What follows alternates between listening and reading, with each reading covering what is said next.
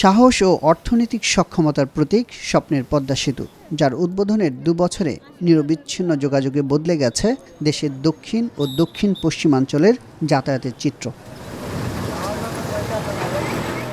২০২২ সালের ২৫ জুন সড়কপথের পর ২০২৩ সালের ১০ অক্টোবর চালু হয় প্রকল্পের রেলপথ। বাকি ছিল নদী শাসনসহ কারিগরি কিছু কাজ। এবার সম্পূর্ণ হয়েছে এই কাজও।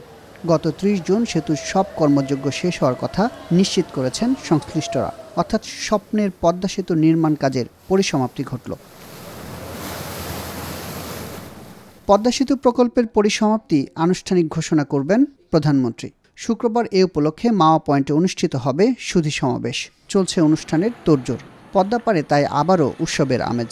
সেতু বিভাগ আয়োজিত এই সমাপনী অনুষ্ঠানে ব্যয় হবে ৫ কোটি টাকার বেশি। বুধবার অর্থমন্ত্রীর সভাপতিত্বে সরকারি ক্রয় সংক্রান্ত মন্ত্রিসভা কমিটির সভায় ইতোমধ্যে এর অনুমোদন দেওয়া হয়েছে। আমরা মুন্সিগঞ্জ জেলা শিল্পকলা একাডেমি এখানে একটা পারফরমেন্স করব, কোরিওগ্রাফি, তাকে অভিবাদন জানিয়ে, এবং এই কাজটি করতে পেরে আমরা খুব আনন্দিত।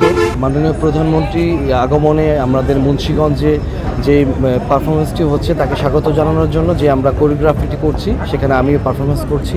তো খুবই ভালো লাগবে যে পারফরমেন্সটি করতে পারলে তার সামনে আসলে এটি আমরা গর্ববোধ মনে করছি। প্রধানমন্ত্রীর আগমন ঘিরে এলাকা জুড়ে জোরদার করা হয়েছে নিরাপত্তা।